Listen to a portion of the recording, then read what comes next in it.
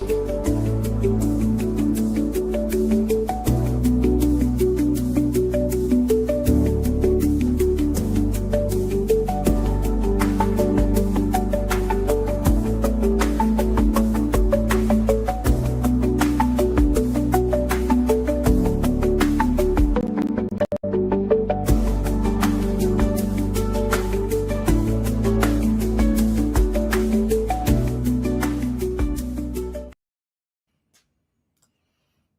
evening, everybody.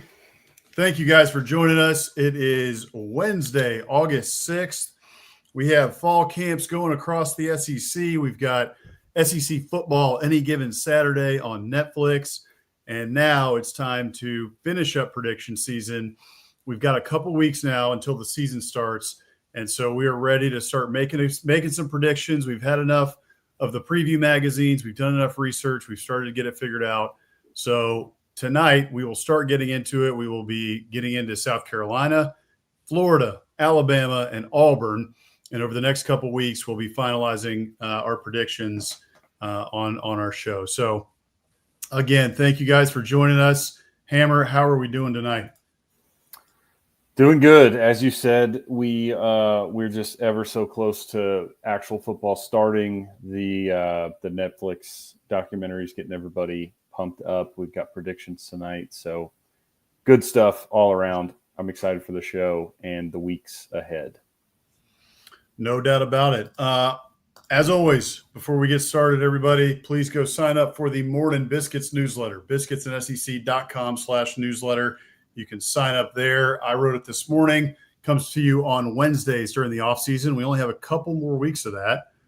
Probably 2 or 3, and then we'll switch over to our in-season schedule, which is going to be Mondays and Fridays, always written by myself or by Hammer. Typically, we switch off on it and split duties on that. But everything you need to know about what's going on around the SEC during the season, we'll have injury updates. We'll also do any of the news nuggets that you need to be known about and understanding going into the week ahead and then into the weekend as to what's going on Saturdays and what you can expect and look forward to.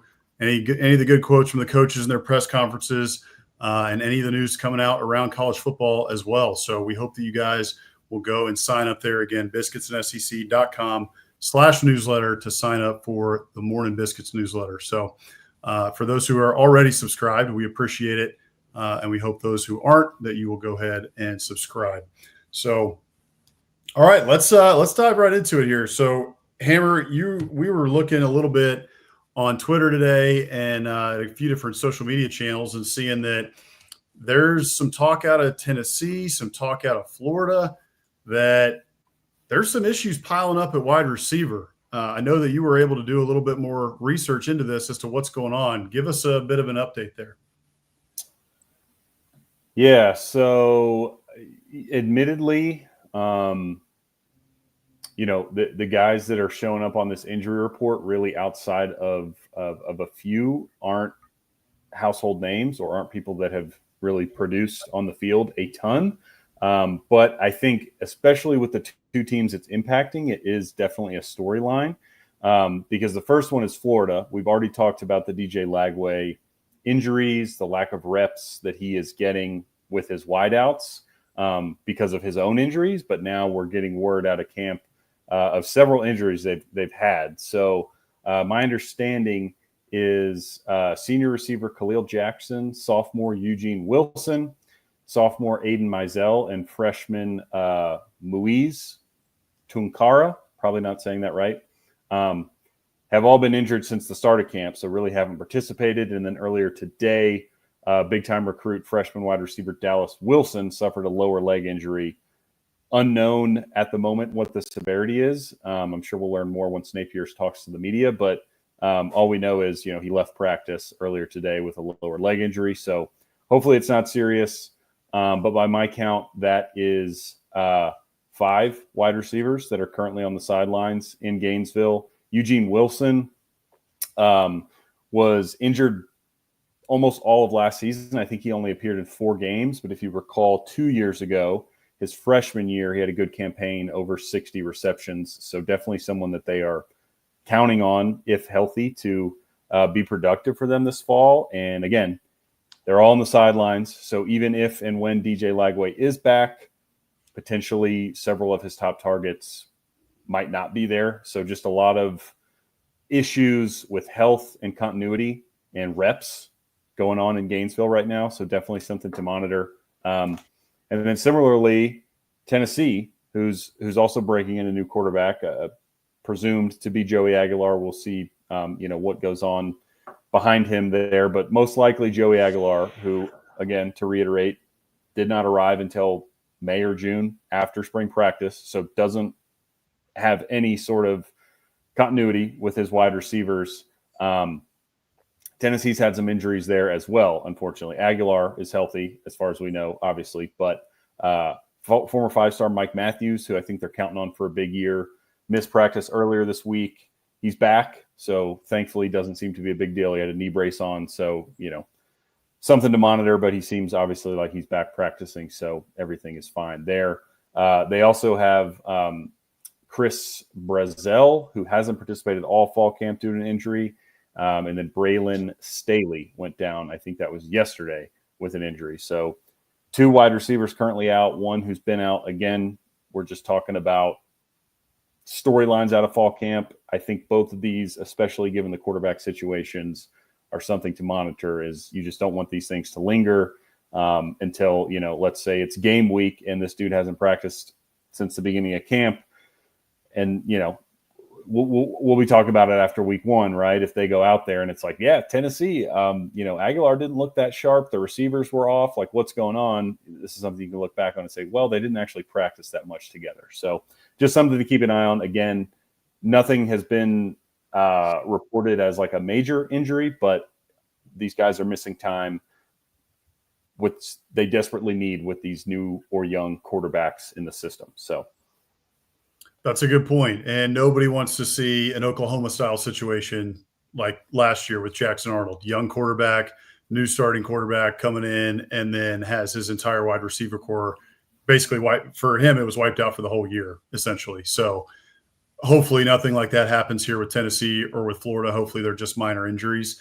But most of those names, even though they may not be household names yet, most of those names are expected to be heavy contributors in the wide receiver room for both Florida and for Tennessee. I mean, I'm double checking the Phil Steele depth chart as you're talking, and every name that you mentioned is expected to be a starter according to Phil Steele in his depth chart. Multiple of the ones that you mentioned for Florida expected to be starters or, a backup, the first backup and first one on the field if somebody needs to come off. So a little bit concerning for both of those teams, something to keep an eye on. I would say that's probably the biggest storyline so far out of camps, right? Most of the time, if there's no news out of a fall camp, it's good news. So this is a couple of the storylines that have been trickling out. The other one to mention, too, we've talked a lot about DJ Lagway's health over the past couple of weeks, and seeing him in a boot last week, that worried a lot of Gators fans. That got the news media really spun up and talking about it. That's his 4th injury overall in the course of the last 2 years so far. So they've all, been generally minor, although the shoulder may have been more severe than we first expected. But at the end of the day, he's looking good. Billy Napier was happy with what he saw. He threw publicly in front of fans and the media at a practice the other day. And Billy Napier, after that, expressed confidence that he feels like he's on the right track. Now, I wrote this in the newsletter this morning. Hail Florida Hail had a piece that was discussing that. And they said, hey, don't be too worried about it right now. But at the same time, you have to read between the lines of what Billy Napier said, in that he's still not fully 100%. So he's on the right track. He's getting back, but he didn't have a brace on. He was throwing with a sleeve on his left calf. But throws look good. Throws had zip on him, according to the media. But at the same time, again, still be cautious. I don't think he's 100% just yet. Hopefully he can get to 100% by the start of the season. Yeah, agreed. Again, we're always hoping for everyone to remain healthy across all the teams. Obviously, that is not a reality when it comes to football, but I do think, especially in Gainesville, it's to the point, we'll get to this later in our predictions, I'm getting a little concerned about the injuries that are mounting. And then similarly with Tennessee, right?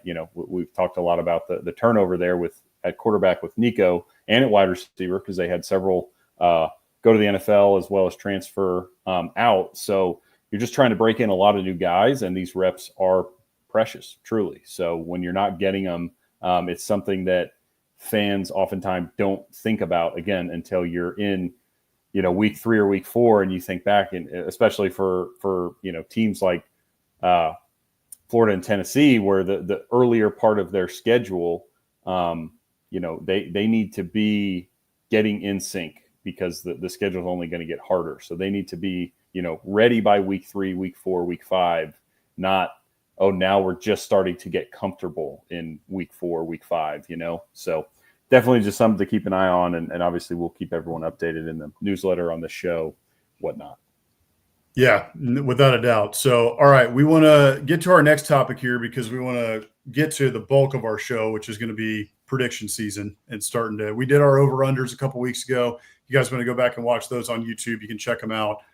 Just did our gut reaction to, were they going to be over? Was this team going to be under their projected win total from Vegas? So those were some fun shows. But now we've gotten our research done. Like I said at the start of the show, we've checked in on all the different preview magazines. We've listened to a bunch of podcasts. We've been really trying to do our research and figure out what we here at Biscuits and SEC really think the season is going to turn out and look like for some of these teams, at least based on paper, right? Everything we know, it happens during the season, injuries, there's a lot of different things that can happen. But right now, looking at it on paper, we're going to make our predictions tonight. So we want to get to that for the bulk of the show. But before we get to that, we do want to talk a little bit about the Netflix show that came out. A lot of hype surrounding it, a lot of excitement surrounding it. It was done by the Drive to Survive and the what was the golf show? Full Swing producers. And I got to watch a little bit of it the last couple of days and really enjoyed it. I think I've gotten through 3 or 4 episodes. It came out yesterday, so that tells you how much TV I've been watching on it.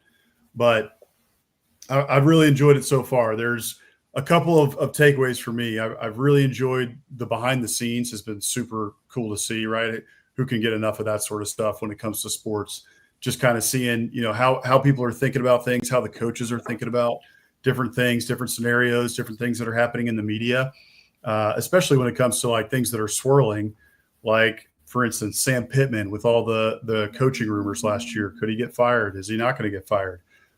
You see the lows and then the highs of that as well when they go and beat Tennessee. So that's really cool. The cinematography, I think, is fantastic. It's much like the QB show or receiver show that you see on Netflix, and just kind of the way that it's shot. So really puts you inside the action, gives you really great shots of the stadium, and it's up close and personal. So really worth a watch in that respect. And then I also, a couple more takeaways I had. The one big thing that I saw, this is in, I think, the first or the second episode, is they play the South Carolina LSU game, and they really get into that, and it's interesting. And they got Shane Beamer, a lot of his quotes and stuff from that. But they gloss over the biggest point in the game, which was the blindside block call on the pick six that got called back, which would have sealed the game for South Carolina late in the fourth quarter. Instead, we all know the story. LSU gets the ball back. LSU eventually scores, and then LSU wins the game. So it was a little frustrating, and that was getting called out on Twitter. In fact, I called it out on Twitter as well, just that I think they might have gotten a call from the league office saying, hey, this needs to get cut. So that was a funny moment. And then just a couple others as well. Hey, Diego Pavia is a dog. I saw some Tennessee fans talking about it. They were annoyed that, he's so insufferable. Look, if you're not a Tennessee fan and you don't hate Vanderbilt, you got to love the kid. He just has moxie. He's got swagger. And I watched the Alabama game one today, and that was just fun to see, man. When he's talking to his players on the sideline, they're in the fourth quarter. It's coming down to the nitty-gritty. You got to get a couple of yards. You got to get one drive, couple first downs to finish off the game. And his speech, just pumping his guys up on the sideline, was giving me goosebumps. So that one is worth a watch. The whole show is worth a watch. And finally, I really became a big Graham Mertz fan, Billy Napier fan as well, and then Shane Beamer and Sam Pittman. All those guys come across great in the show. Nothing but good things to say about him. Shane Beamer, family man, has a wonderful, beautiful kids. And Sam Pittman, just seems like a great dude to have a cold beer with. So those are my takeaways from any given Saturday so far. Nice. Yeah. I have not been a Netflix subscriber, I don't think, since like 2022. So I've been holding out for a long time, not giving my money to the Netflix overlords, but I do think later this week I'm going to have to pony up and at least get it for a week, or as long as it takes me to watch this show before I cancel again. But yeah, I do feel like I'm missing out, and this is something I really would enjoy watching. So we'll have to pony up and pay the man for access to this, and then promptly cancel afterwards. But I'm looking forward to watching it. I only think you're going to need it for a week, because it's kind of for you, for any of us football junkies, SEC football junkies out there, it's going to hit like crack. You're going to be like Tyrone Biggums. That's what I wrote in the newsletter this morning. The old Chappelle skit. You're gonna get through it in a week. I guarantee it. And it gives us just enough fix right before football season, kind of like Last Chance U used to do back when they did Last Chance U. And for me, I know all of our friends here, all of our viewers, all of our readers are much more SEC fans, much more college football fans than they are NFL fans. So QB and receiver, I'm sorry, it doesn't. I like it, I enjoy it, I watch it, but it doesn't really do it for me. I need something from college football, and this definitely gives you the fix. So 9 out of 10 for me. I don't really know how you can get to a 10. I think 10s are pretty tough to achieve. Top Gun 2 for me was a 10, maybe a 9.5, maybe, because they didn't have a real enemy. but other than that, great movie. The series is great. Go ahead and watch any given Saturday on Netflix.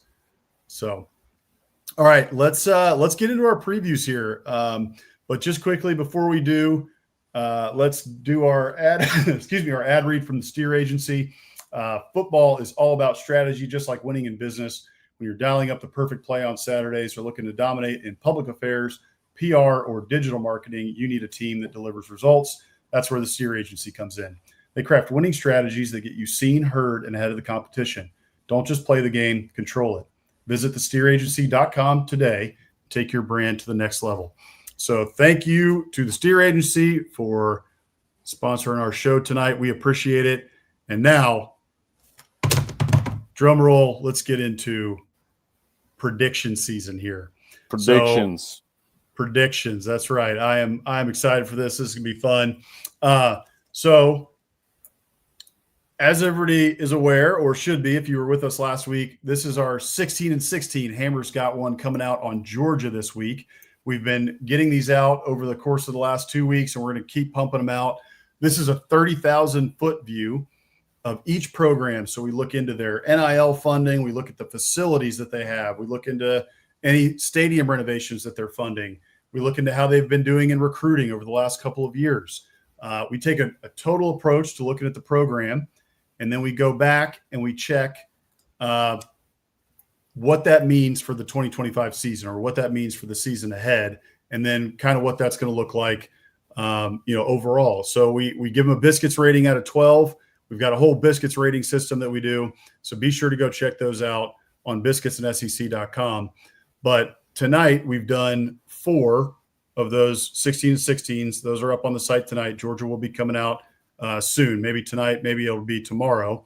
But because of the 16-16s we've done, which is South Carolina, Alabama, Florida, and Auburn, those are the ones we have the most knowledge base about, and the ones that we can make the best predictions on thus far. So that's what we're going to do tonight.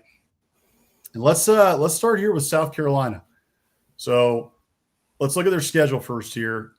This is South Carolina's schedule for the 2025 season. You got Virginia Tech to open up in Williams-Brice, which is going to be a lot of fun, a lot of history there with Shane Beamer, obviously his father, Frank Beamer, the coach at Virginia Tech. Then you got it's not too easy. Vanderbilt's not an easy game by any stretch of the imagination anymore. Missouri certainly not either. But the back half of your schedule is where it's pretty loaded. LSU on October 11th at LSU, obviously going to be a difficult game. Everyone expects OU to be better this year.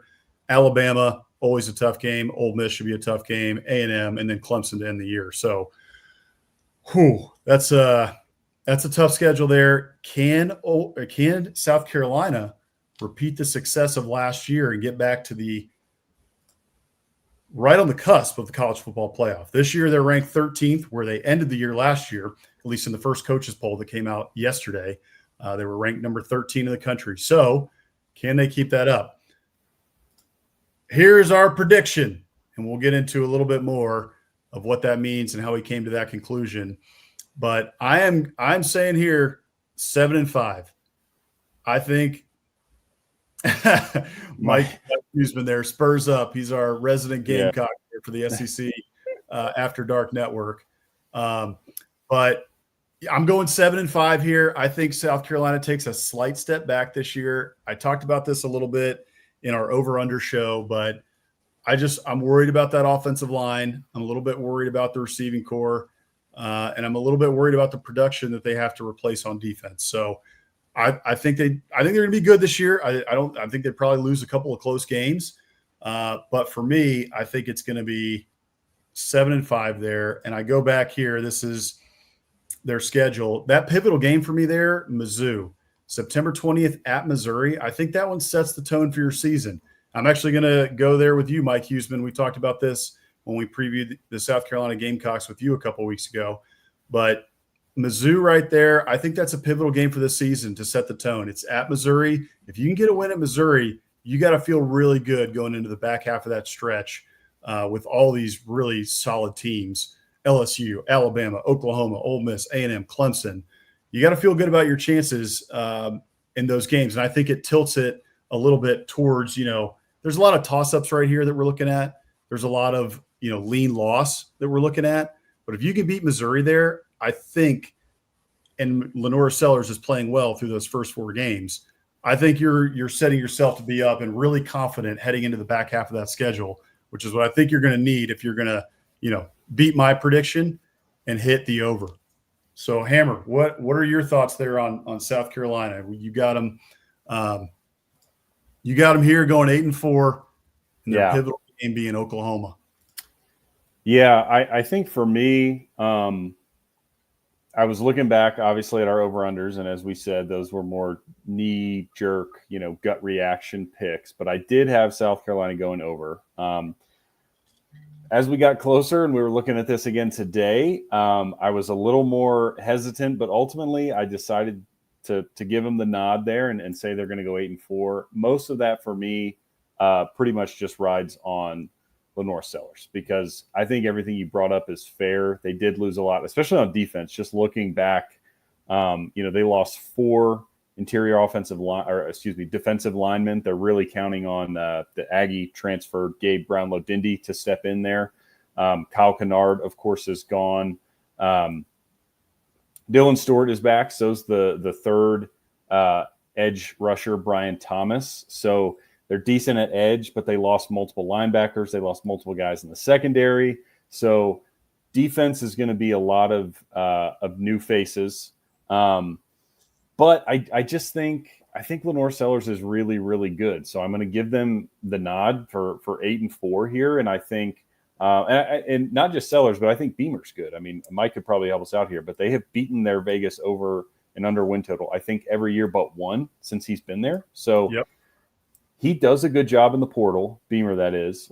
So I think they're going to have some guys hit. And I really do believe in Lenore Sellers. Now, my pivotal game, as you saw, was the Oklahoma game. And the reason I picked that one essentially is I think that's a game you need to get, because just looking at the schedule, I think the other one I was going to say would be Mizzou, but you picked that. So I wanted to, zig a little bit while you zagged. But Oklahoma, as we talked about, appears to be on paper a much improved team. You get them at home after a tough road trip to LSU with Bama on deck. I just think that's a game you need to win, because you're probably losing on the road at LSU, and Bama, of course, even though it's at home, is going to be really, really tough. So for me, I just look at that schedule and I think you want to get the Mizzou game, of course, but you got to get Oklahoma at home if you're going to get to this 8 or even 9 win mark. Whatever. We'll see how the season plays out, of course. But I just look at that game as being very pivotal because an improved Oklahoma team at home, given South Carolina's aspirations this year, let's call them, is a game they should win. Like if they are actually going to be a top half of the SEC team, you should be able to beat Oklahoma at home. So I think that's a really, really pivotal one. And if they can't get that done, again, look at the rest of their schedule: Bama, at Ole Miss, at A&M, Clemson. Like it doesn't get any easier. So that mid-October game to me will be pivotal. I agree with that. That's totally fair. The same thing with Mizzou. If you're going to be a upper half of the SEC team, if you're going to hit 9 wins, if you're going to hit 10, potentially push for a playoff spot, you got to beat Missouri as well in Columbia. So, there you go, Mike. Yep. 3 out Mike's of 4. helping us out. He's going 8-4 just like me. And then, as you said, again, to add to how pivotal that Mizzou game is, they've only beat them once in Columbia, the other Columbia, Missouri, in the last decade. So they don't win very often when they go on the road to Missouri. So I just look at that schedule though, and I like not a South Carolina fan, obviously, but it just gets me so pumped up because it's a tough schedule. It's always a tough schedule because you get Clemson in the out of conference, but you add Virginia Tech in the out of conference, and then most of those SEC games, as we'll talk about, throughout the rest of the show with other predictions, like those should be good games. Again, I think South Carolina, against a Kentucky, a Mizzou, a Vandy, Oklahoma, like I'd lean them, but obviously it would not shock me. Vanderbilt is not a pushover. Missouri on the road, tough. Kentucky, who knows? They beat Ole Miss on the road last year. Maybe. Oklahoma seems to be improved. Like all these games I just look at and I think there's going to be close games, which is just going to make it fun. I was thinking the same thing looking at that schedule. Like even Vanderbilt, even Kentucky, who knows? But Kentucky's been good. Like last year, they weren't very good, but over the course of Mark Stoops' tenure, Kentucky's been good. Kentucky beats Florida. Kentucky has gotten over the hump. And so last year was bad. No one expects them to be very good. But who knows? I saw a fall camp video of Zach Calzada, and he threw the prettiest ball I've seen of anybody thrown against air.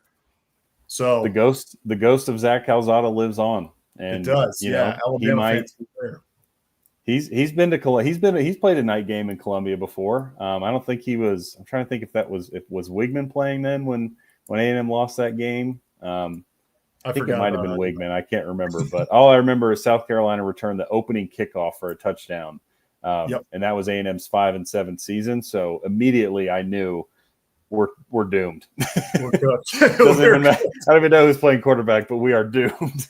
We're so cooked. Yeah, that is the truth. So, all right, let's get on to our next one here. Rick, I know you're going to be pumped about this one.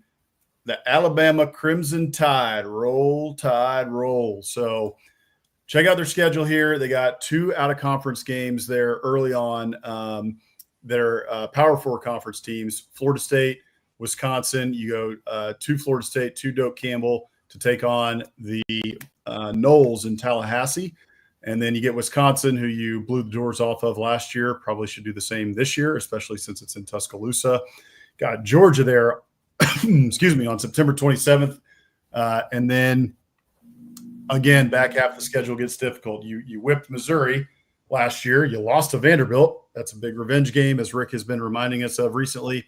And then you get third Saturday in October with Tennessee. You got South Carolina away. That was a close game last year in Tuscaloosa.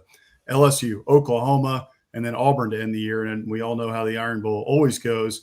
Even if Auburn is going to be 6-6, or say they're 6-5 going into that game, you never know how that one could turn out. Typically the Tide get the upper hand even in close games, but still throw it all out the window. Records don't matter. That one is always a fight to the finish. So here we go. Alabama 2025 predictions. We're both going 10-2 for the Alabama Crimson Tide. Even looking at that schedule, some of the difficult games on there in the back half. And pivotal game for me, going back to the schedule here, South Carolina. I think that October 25th at South Carolina is a big deal. And the reason I say that is because I don't think that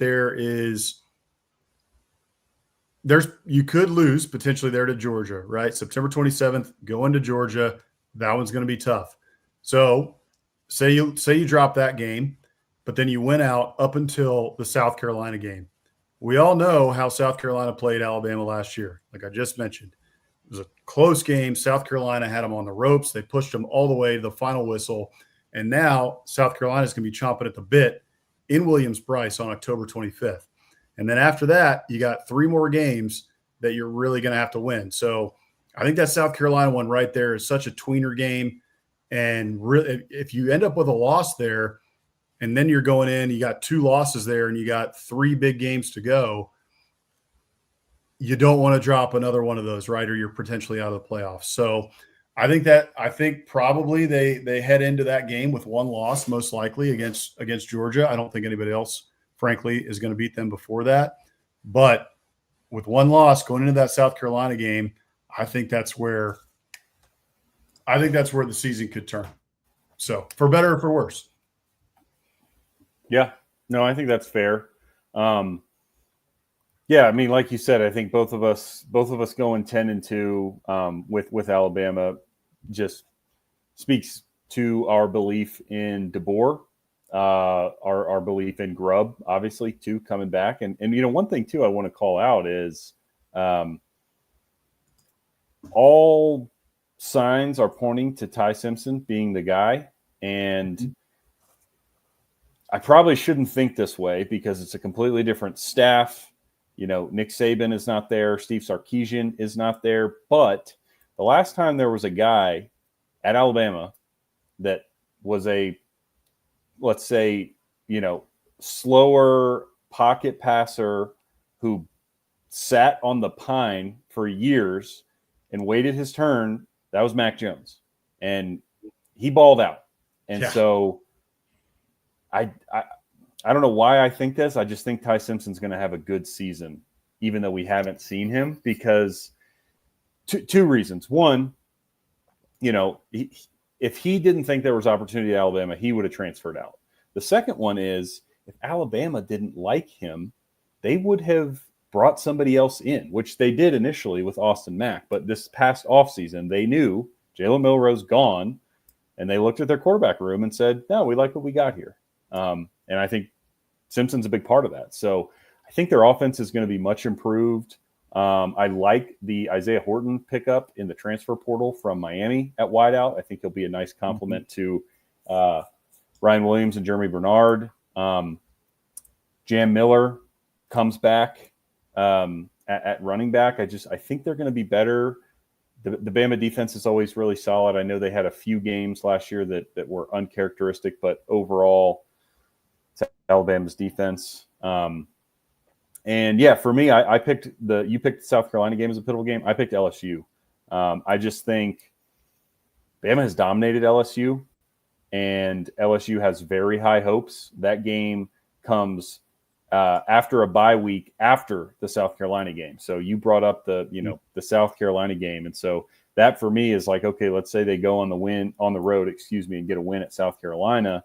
Then they get, go home, rest up, and then they get LSU, who people are at least predicting LSU to get an at-large spot in the playoff. I think that's a pretty standard prediction right now. So you're getting one of the top, 12 teams in the country in your house, a team that you have, again, dominated over recent years. And so I just think that's a really big game where Alabama and Kalen DeBoer need to put their foot down and say, these are not the kind of games we lose at home. I don't care if Garrett Nussmeier's, the September, mid-October Heisman favorite, whatever, coming into November. Like, we are Alabama. We do not lose this type of a game at home.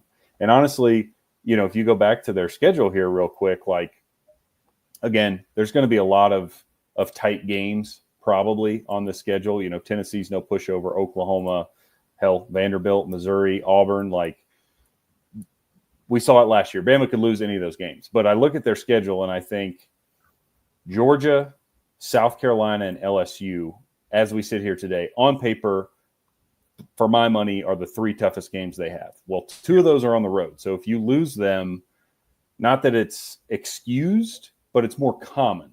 The LSU one, again, being at home, like you don't lose that game. So that's the pivotal one to me.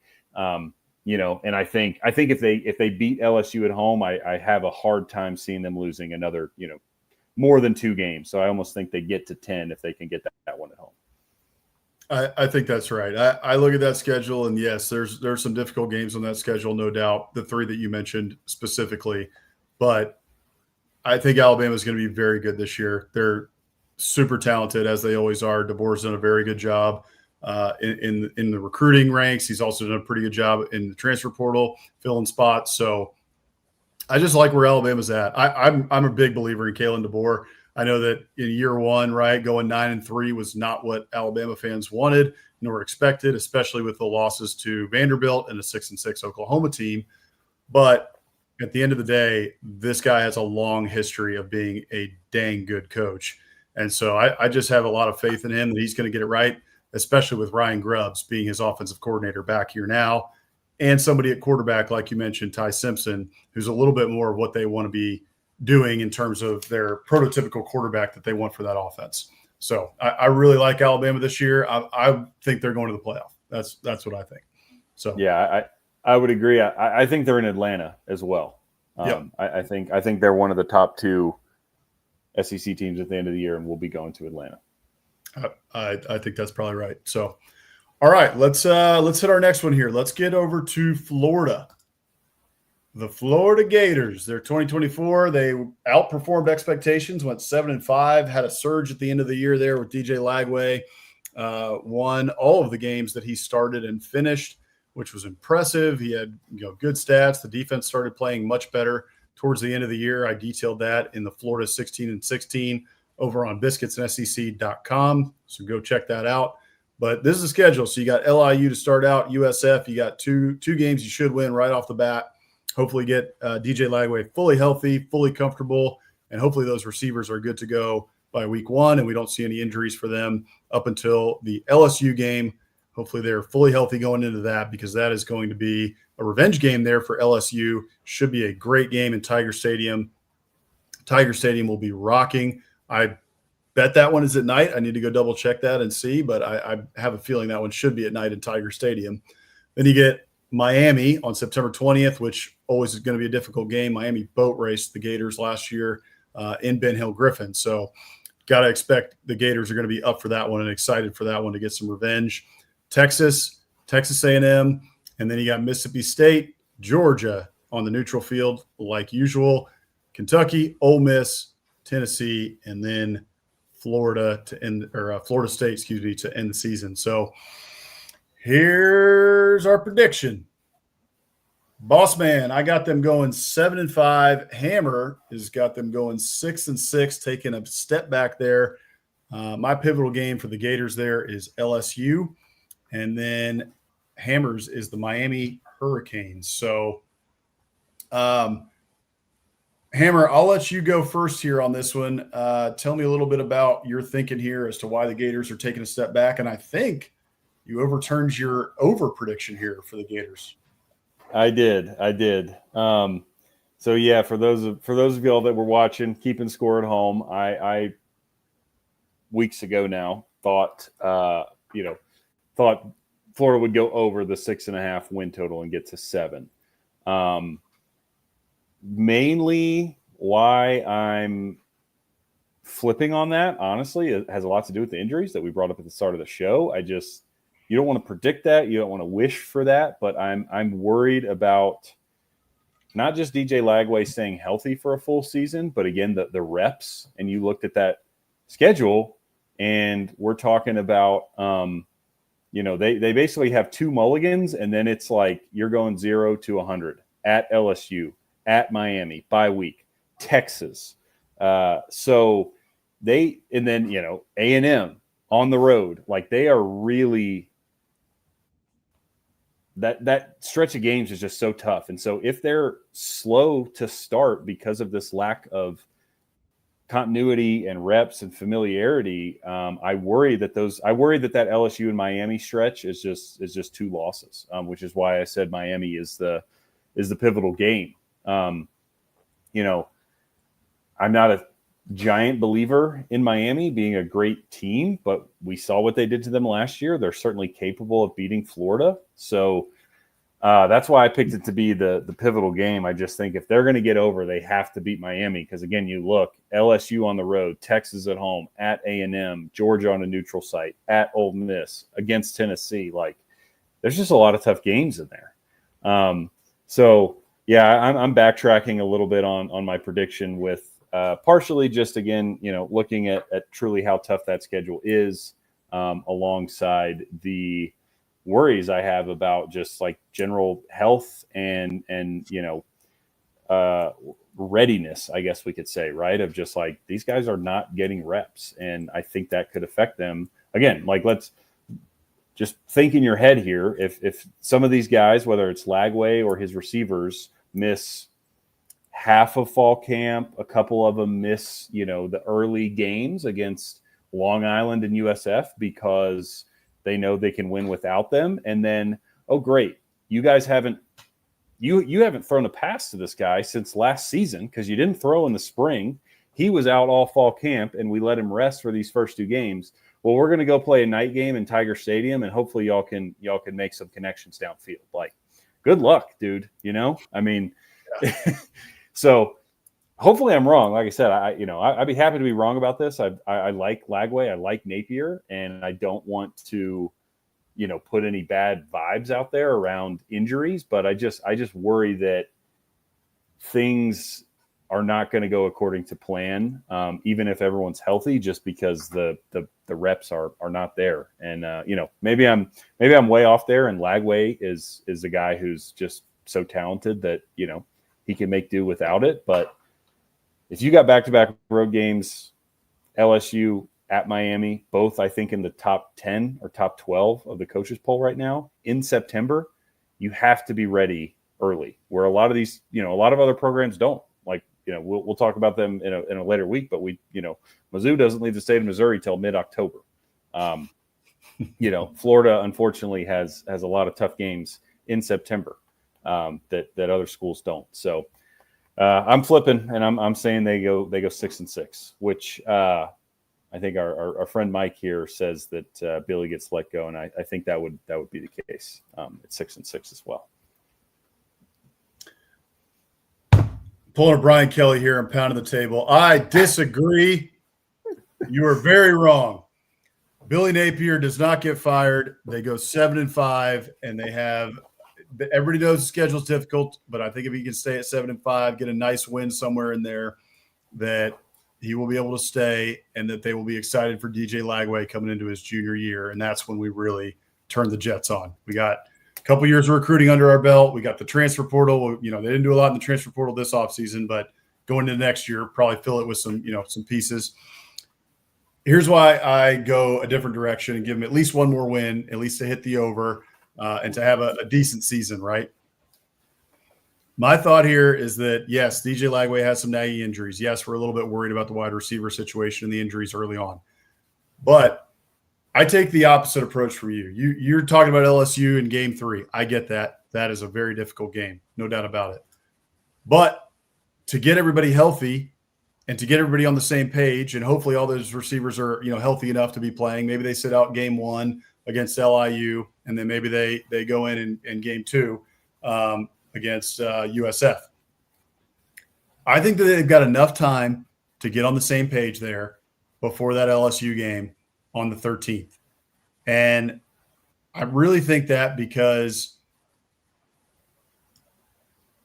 I think they're going to be able to keep DJ Lagway fairly healthy. As long as he's not scrambling and doesn't have something crazy happen, similar to what happened last year in the Georgia game. I said this in our over-under show. Florida has a veteran offensive line coming back. 4 offensive linemen come back. Some of them all SEC caliber. So I like the fact that Florida has this line coming back. They've got this veteran line. I think they're going to be able to protect DJ Lagway pretty well. They did a decent job of that going into, later into last season, which is why DJ Lagway was allowed a lot of time back there. DJ Lagway needs to cut down a little on the interceptions. I think that they've been working on that diligently because that's one issue they need to correct. But I think they're going to be able to keep him healthy. I'm not too worried about the injuries currently at wide receiver. And because of that, I look at the schedule and I still see 5 losses. I don't think they make much of an improvement, over last year's record necessarily, but I think there's some wins there. I think that you're going to be able to clip somebody that people don't expect, just like you did last year. You got close to doing it against Tennessee last year too.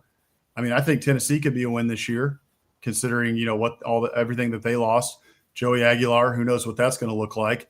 Their wide receiver core, they're breaking in a bunch of new guys. They got some talent there, but they lost a lot of production from that room. And then, yes, difficult games across the schedule: LSU, Miami, Texas A&M, Georgia, Ole Miss. But I also see, a lot of question marks for some of those teams. Who says you can't beat Georgia this year? A lot of question marks about Georgia. Oh, is Gunnar Stockton going to be good? I happen to believe in Gunnar Stockton. I think Georgia's going to be very good. But I just look at this. I see Florida as a much improved team. I think they're going to be able to keep DJ Lagway healthy. And for those reasons, I disagree with you. Florida gets to 7-5. I think Billy Napier is able to skate by, keep his job, and that Florida moves in thinking 2026 is going to be the year that we really make a jump. Yeah, that's fair. And I like, I like the optimism. I think you said it, or if you didn't, most people out there know it. But yeah, every game that Lagway started and finished last year, meaning, he didn't get hurt during the game or whatever, they won. So his track record is great. Undisputed, great. If you go 6-0 in games you start and finish in the SEC as a freshman, like that is awesome. So the potential is certainly there.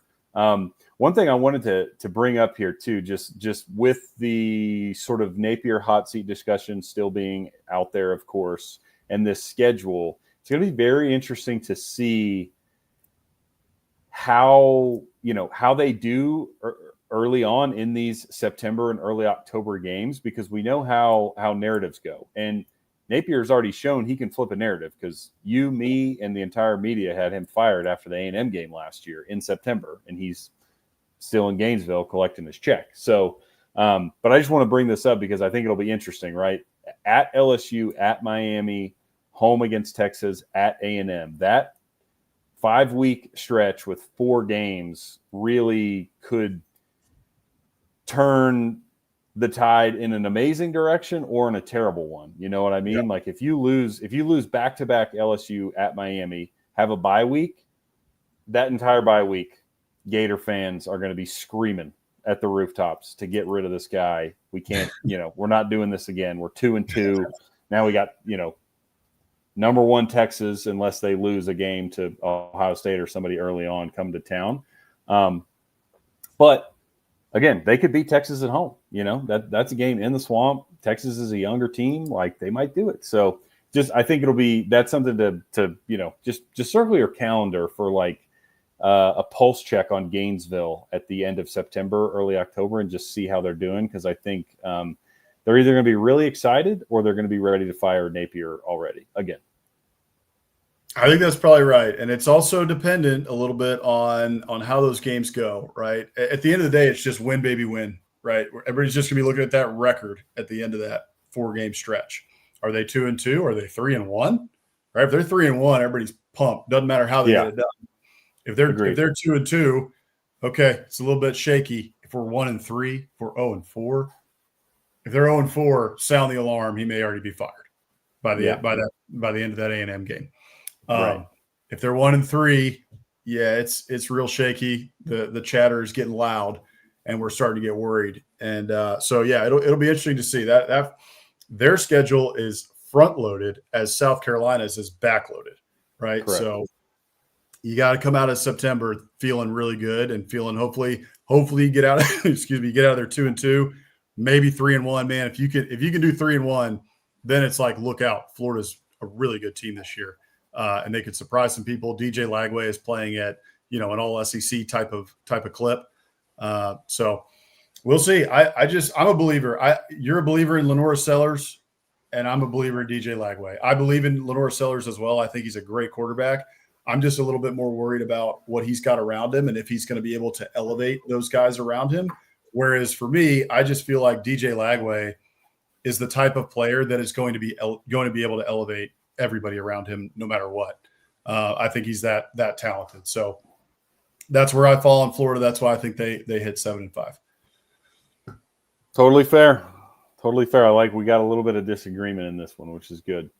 That is good. We need that for sure. So, all right, let's we're doing pretty good on time here tonight. We hit an hour and a half show last week for those of y'all that joined us, and sorry we went so much over time, but Hammer and I can really get to talking and going back and forth. But this week we should be close to time. So let's hit our final one here of this week, and let's go to Auburn.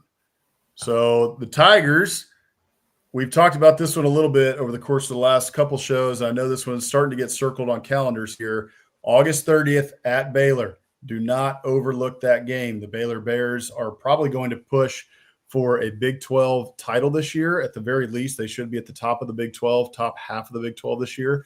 So that's going to be a really interesting game there in week one, especially since Auburn has to go to Waco and play them in the toilet bowl there.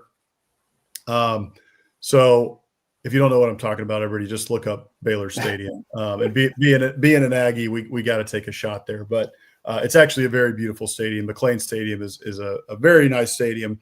But that'll be a great game there in week one. Then you get a couple of cupcakes there. South Alabama is not the worst team out there, so don't totally overlook them, but should get a win there.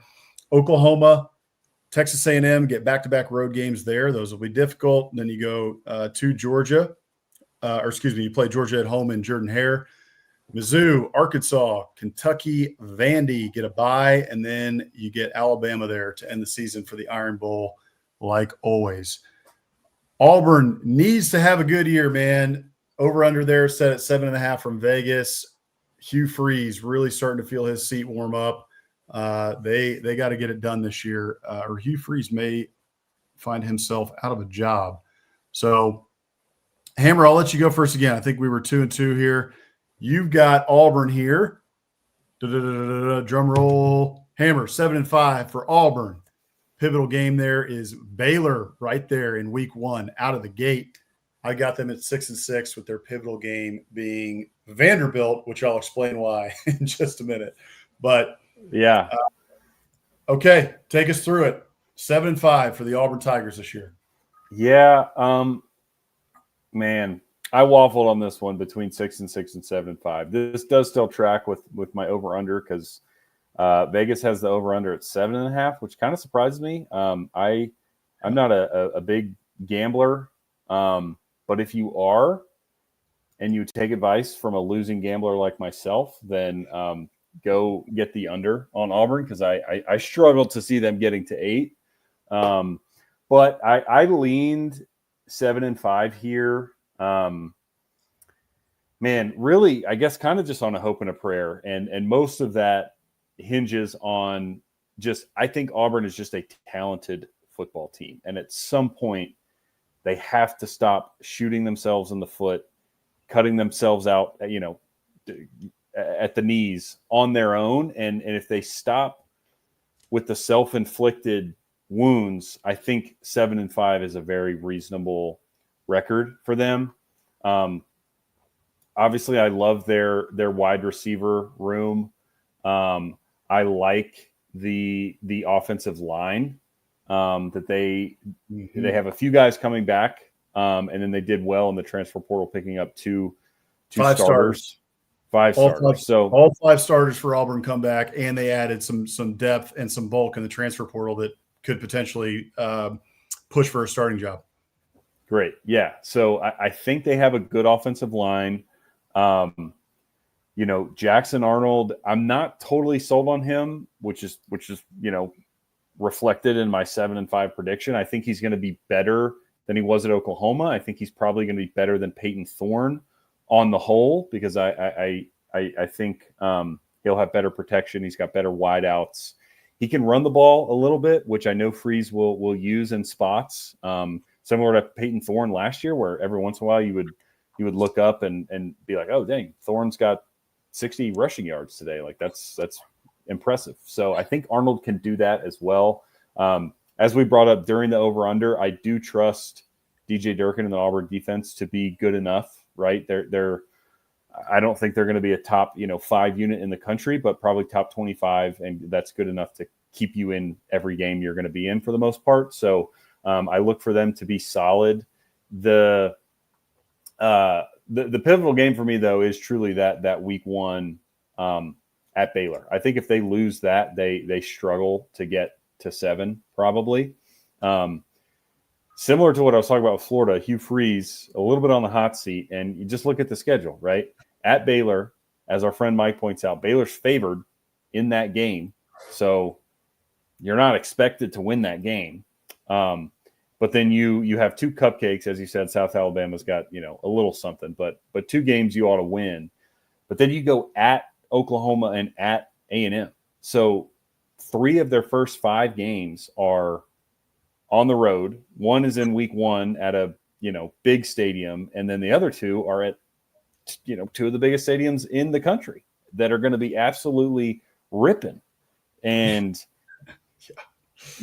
so again, like if you lose to Baylor, there's a very good chance you're looking at a 2-3 record going into the game against Georgia after a bye week. And that is not a place you want to be. So you have to beat Baylor. Start 3-0, and then even if you lose those next 2 games on the road or lose at Georgia, like you can still fight and claw. But if you lose to Baylor week 1, I think they struggle to reach my 7-5 prediction, and definitely struggle to meet their over/under. So I think Baylor's the pivotal game. I'm just sort of to summarize. I think they're talented, and I think at some point their luck has to turn, and they have to stop with the ridiculous turnovers, at least in a game or 2 that they gave away last year that they won't this year. So I'll take 7-5 for the Tigers. I like the reasoning. 7-5. 7-5. I think Auburn fans are not very happy. No, but Hugh Freeze, it's going to be close. It kind of depends. Does he keep his job at 7-5 or does he lose it? Probably depends on how the wins turn out. I was going to say, I think it depends on, where the wins come from, how they look, how competitive they are. I think the Iron Bowl is pivotal. Not that they have to win it, but they need to be competitive. So, yeah.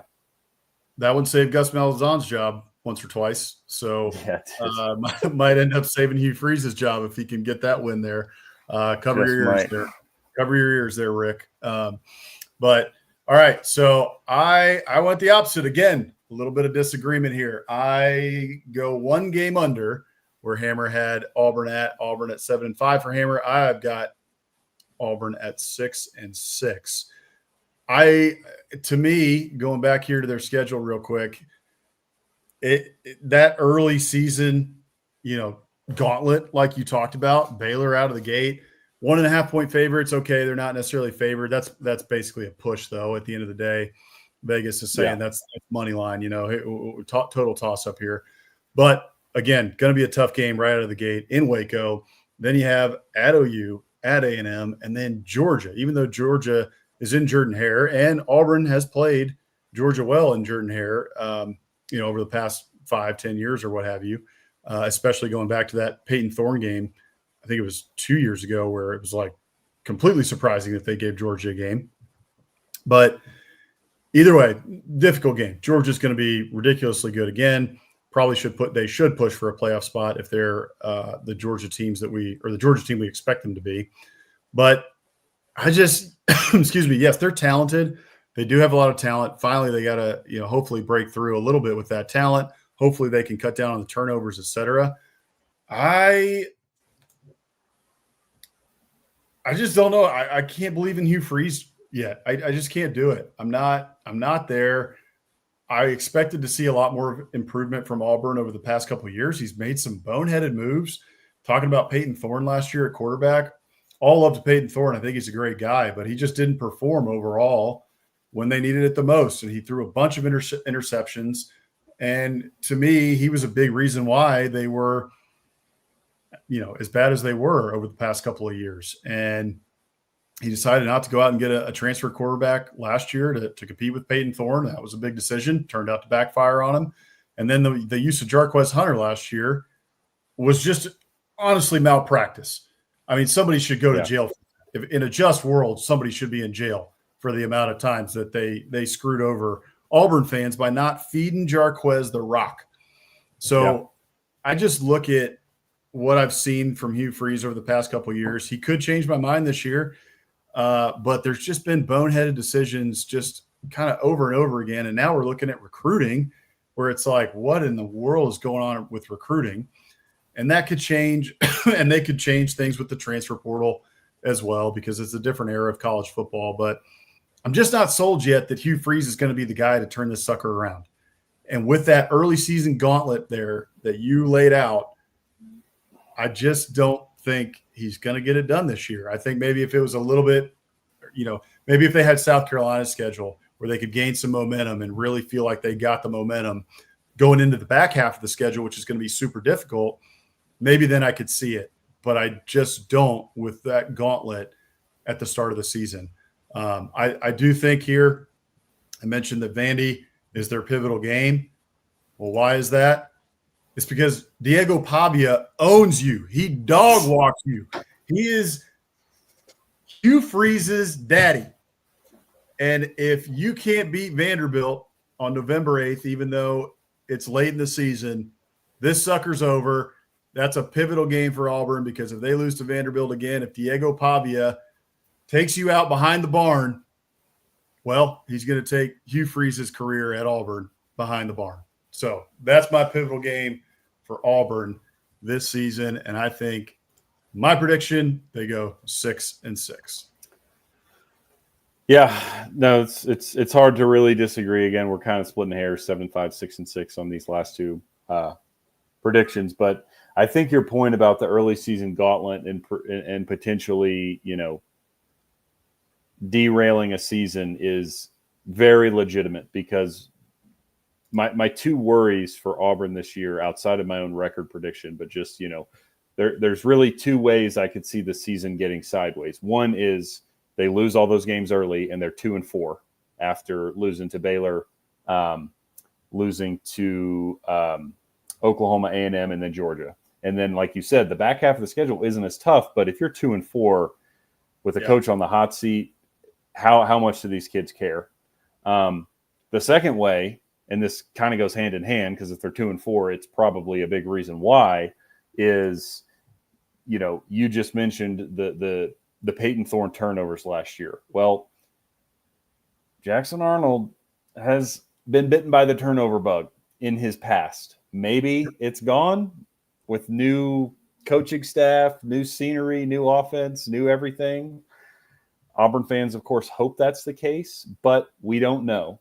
And it's possible he doesn't have a ton of confidence and does throw, some untimely interceptions. And that, again, kind of leads them to a really rough start. And then at that point, again, with the head coach, the team that's been beaten down the last couple of years overall, and then Jackson Arnold, who's been beaten down, can they dig themselves out of a 2-4 hole? I don't know. So, again, it takes me back to my pivotal game. You got to beat Baylor. And at least be, 3-3 heading into the back half of your schedule, and you've got a chance. If you're 2-4, man, it looks bleak. Yeah, I think that's exactly right. So hopeful for the Auburn Tigers this year. Again, they got the talent. You just got to make it happen. Put it all together. So we'll see what happens for the Auburn Tigers this year. All right. That is it for our predictions for tonight. We will get into, like we said at the outset of the show, we'll get into the rest of the teams over the course of the next couple of weeks. We also have an interesting interview coming up. We've been working on this behind the scenes for a little bit here. We will be able to announce that here soon. We will be releasing that. I don't think it's going to be on our live show. We're still figuring that out. Most likely we'll just release that onto our social media and have some clips come out from it as well. But we will be announcing that soon. So keep an eye on our social media channels to check that out. We should get into our last two segments here, the Must Champ Coach of the Week and the Biscuit of the Week, as we've got The Angels in the outfield over here telling me it's about time to get out of here. So, okay. First off, here is our Muschamp Coach of the Week. This week we had a couple potential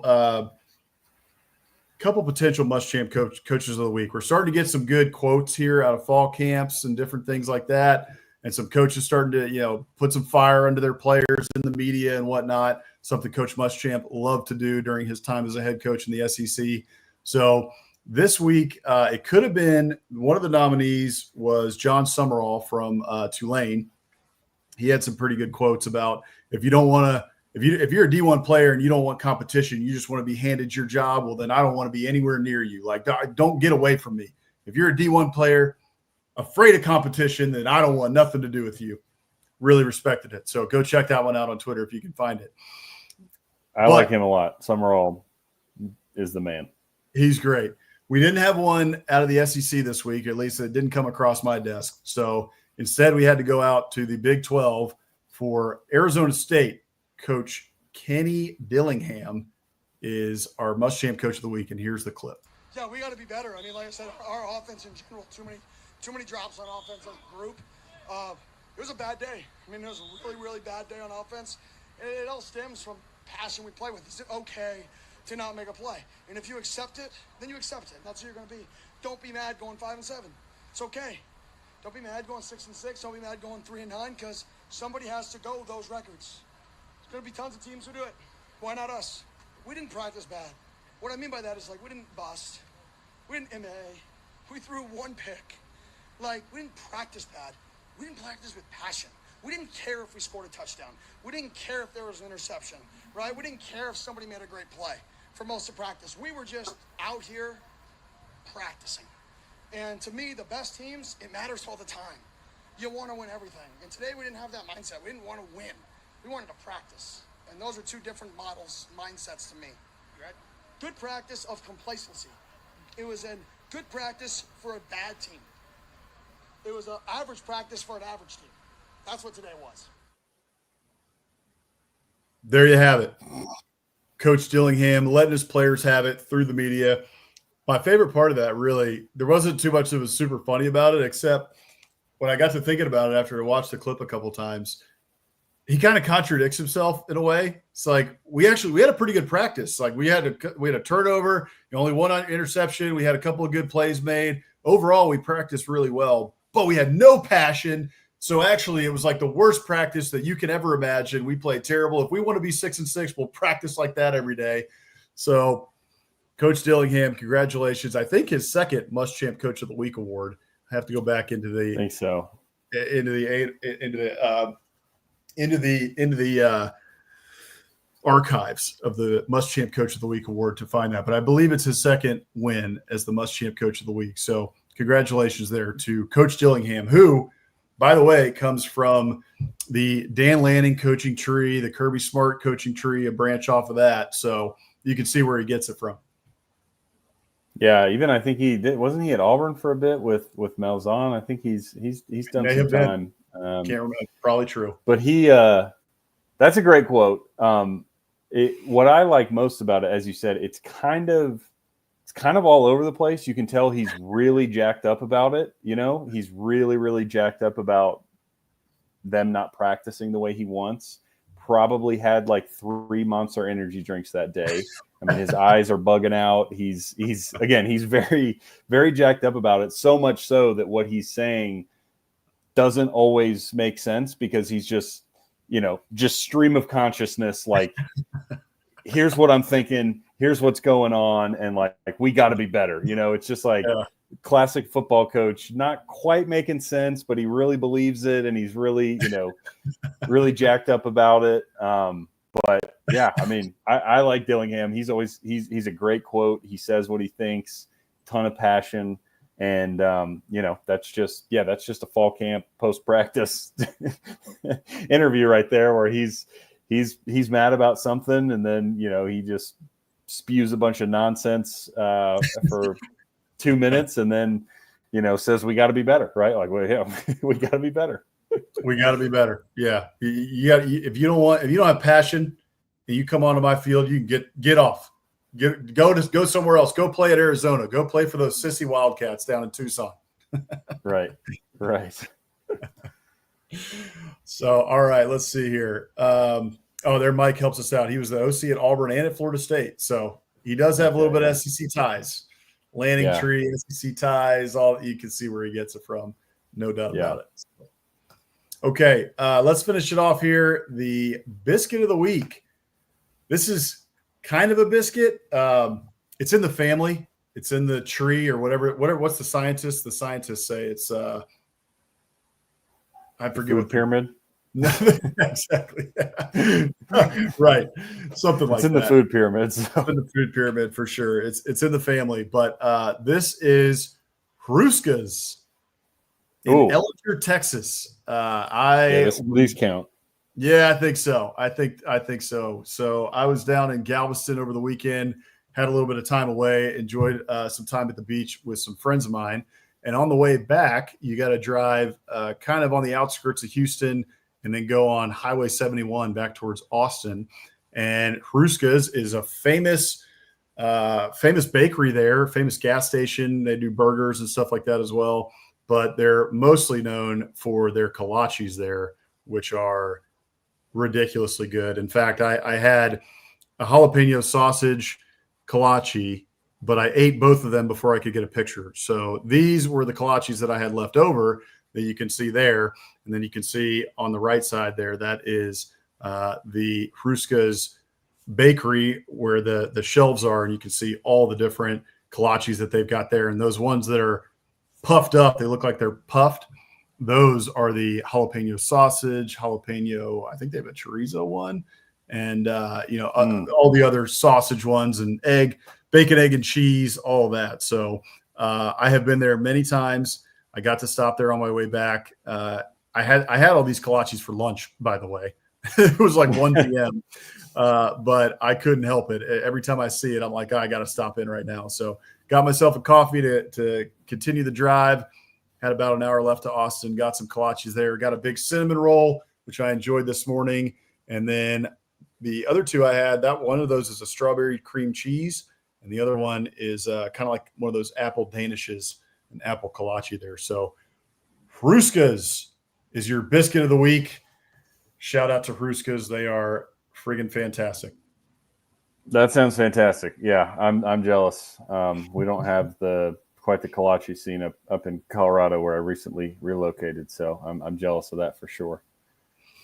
Without a doubt. Well, we will have another good biscuit of the week next week. In fact, I think we need to feature one from our friend Mike Huseman. He sent us one in the DMs, which I did find this week for you, Mike.